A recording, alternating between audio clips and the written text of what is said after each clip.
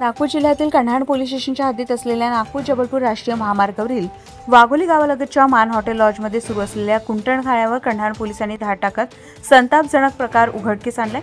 11 जुलै रोजी डीबी पथकाला मिळालेल्या गुप्त माहितीनुसार हॉटेल मालक रवींद्र यादव आपल्या लॉजमध्ये पैसे घेऊन बिनधास्तपणे देह व्यापाराचा घाणेरडा धंदा करत आहे। पोलिसांनी सापळा रचून डमी ग्राहक पाठवले। मालकाने ग्राहकाकडून 1,500 रुपये घेऊन हॉटेलच्या खोली क्रमांक 104 मध्ये पाठवले। तेथे पोहोचताच डमी ग्राहकाने पोलिसांनी आधी दिलेल्या निर्देशनानुसार मिस कॉल देताच डीबी पथकाने धडक कारवाई करत हॉटेलमध्ये छापा मारला। या कारवाई दरम्यान एका पीडित महिलेची सुटका करण्यात आली।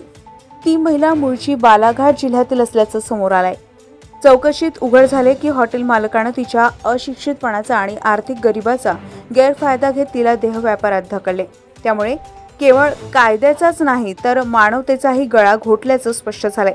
पोलिसांनी या कारवाईमध्ये हॉटेल मालक रवींद्र रामजनम यादव वर्षे 44 राहणार वाघोली आणि त्याचा साथीदार दिलीप शालिकराम राऊत वर्षे 49 राहणार कांत्री या दोघांना अटक केली आहे। त्यांच्याकडून मोबाईल, कंडोमचे पॅकेट, रोख रक्कम आणि इतर साहित्य असा एकूण 60,210 रुपयांचा मुद्देमाल जप्त करण्यात आलाय।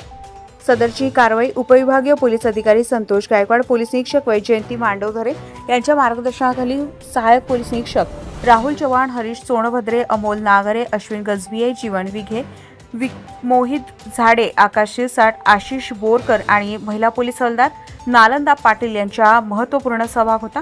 पीडित महिलेला पाटणकर चौक येथील सुधारगृहात पाठवण्यात आले। या घटनेमुळे गंभीर प्रश्न समाजासमोर उभा राहतोय। एवढा मोठा कुंटणखाना इतके दिवस कसा काय सुरू होता?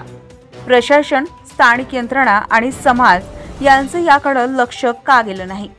गरिबी आणि असहायतेचा असा अमानुष फायदा घेणाऱ्यांवर कायदेशीर शिक्षा मिळणे गरजेचेच आहे, पण अशा गुन्हेगारी प्रवृत्तींना खतपाणी घालणाऱ्या सिस्टीमवरही प्रश्नचिन्ह उपस्थित होत आहे। समाज म्हणून आता आपल्याला जागं व्हावं लागेल। अशा घटनांना केवळ बातमी म्हणून न पाहता त्यामागच्या वेदना आणि अन्याय समजून घेऊन आपण आपला आवाज उठवणं हे आपलंही कर्तव्य आहे।